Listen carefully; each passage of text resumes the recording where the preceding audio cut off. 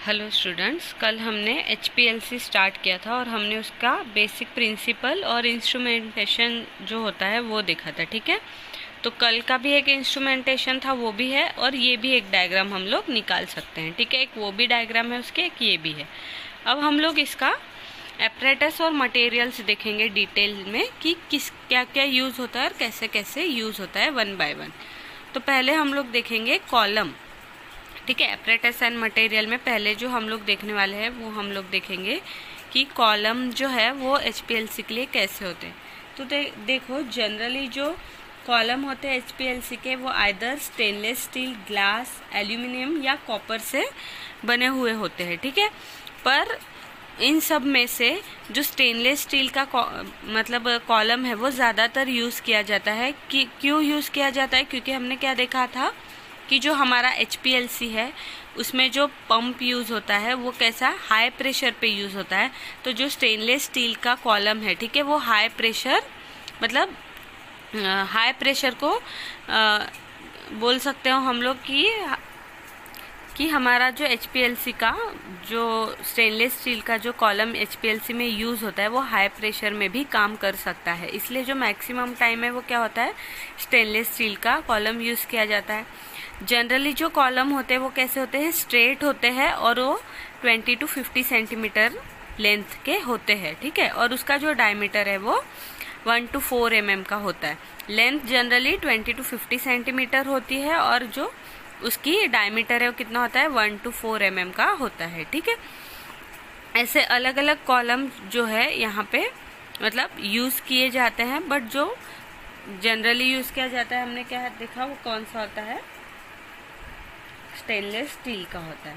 ठीक है, अब उसके बाद कॉलम के बाद जो आता है कॉलम, अब देखो जो कॉलम यूज़ भी किया जाता है उसका जो हम लोग बोल सकते हैं जो कॉलम पैक किया जाता है पैकिंग मटेरियल से, और वो पैकिंग मटेरियल क्योंकि हमारे कॉलम से फ्लो ना हो तो उसके लिए क्या किया जाता है कि उस जो नीचे है कॉलम की पैकिंग उसके नीचे टेफ्लॉन का प्लग या डिस्क भी लगाई जाती है।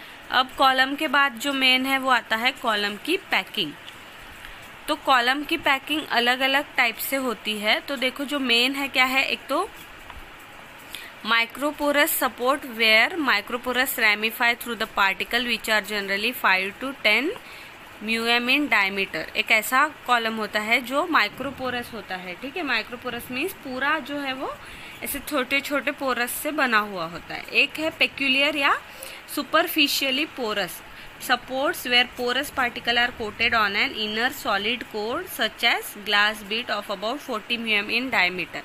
एक क्या होता है, ऐसा राउंड पूरा माइक्रोपोर्स ऐसे पोर्स रहेंगे, और एक ये जो सेकंड पेक्यूलियर कॉलम बोल रहे हैं हम लोग वो कैसा रहेगा, एक देखो ऐसा जो बाहर का रहेगा वो सॉलिड कोर रहेगा, उसके अंदर फिर पोरस रहेगा। और एक है bonded phase where stationary phase is chemically bonded on to an inner support. Bonded phase में क्या होता है, वो सेम ऐसा ही सिंपल कॉलम रहेगा और वो जो इनर्ट सपोर्ट से ही बॉन्डेड रहेगा। मीन्स यहाँ पे हम लोग देख सकते हैं, देखो ठीक है, ये जो है ये हमारा फर्स्ट वाला माइक्रोपोरस है पूरा, सेकंड क्या है इनर सॉलिड सपोर्ट के अंदर, और ये बॉन्डेड फेज वाला।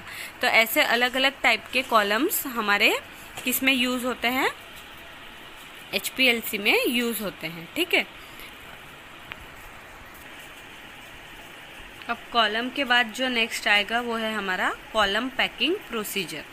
तो जैसे हम लोग कॉलम्स मतलब हम लोग ने जब एड्जॉर्प्शन क्रोमेटोग्राफी अगर देखी थी उसमें हमने कॉलम देखे थे, उसी तरीके का यहाँ पे भी कॉलम प्रिपेयर किया जाता है। ठीक है, एक्चुअली जो है हम लोग कॉलम खरीद भी सकते हैं ऑलरेडी, मतलब बना बनाया भी मिलता है, पर जो मैक्सिमम टाइम है वो हमें किस का सेपरेशन करना है और कैसा कॉलम यूज़ करना है, अगर हम वो चाहते हैं तो उस टाइप में क्या किया जाता है, जो कॉलम है वो खुद प्रिपेयर किया जाता है। तो देखो जो कॉलम बनाने की मेथड है वो अलग अलग है, लेकिन जो मैक्सिमम है वो क्या किया जाता है, मतलब हमारा कॉलम कैसा होना चाहिए, ऐसा हम जो कॉलम की पैकिंग ऐसे करेंगे कि जिससे कि क्या होना चाहिए, हमारे कॉलम में कोई क्रैक या कुछ ऐसे मतलब चैनल्स ना बने। ठीक है, कि जिसके थ्रू वो क्या हो जाए, ब्रेक हो जाए, मतलब वो यूनिफॉर्म ना रहे। इसलिए पहले तो जो कॉलम है वो कैसा होना चाहिए, उसमें क्रैक्स नहीं होने चाहिए।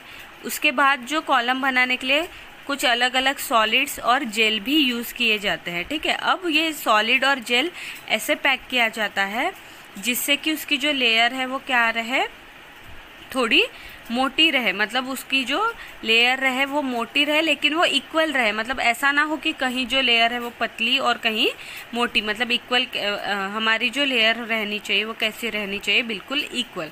अब जो कॉलम बनाने के लिए जो लेयर बनाएंगे उसके लिए क्या किया जाता है, जैसे हमने पहले देखा था वैसे ही यहाँ टेक्निक है, मतलब जो मटेरियल हम यूज़ करने वाले हैं उसकी स्लरी बनाई जाती है सूटेबल सॉल्वेंट या वाटर में, और उसके बाद उसको हाई प्रेशर, ठीक है, अंडर हाई प्रेशर जो कॉलम है वो पैक किया जाता है, जिसके वजह से क्या होना चाहिए, वो कॉलम अच्छे से पैक हो जाना चाहिए, ठीक है।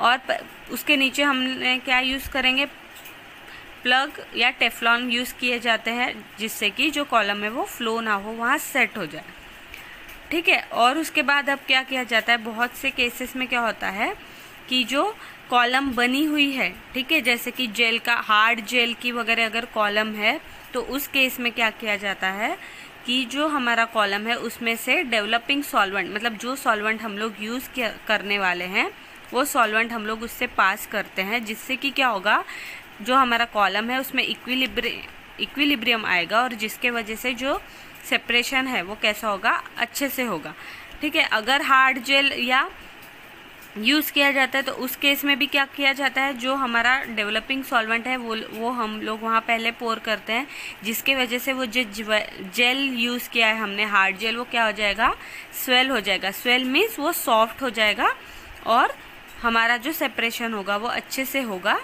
ठीक है। और वहाँ कोई, मतलब उसके वजह से क्या होगा कि वो इजीली मूव भी होगा और वो अच्छे से काम करेगा।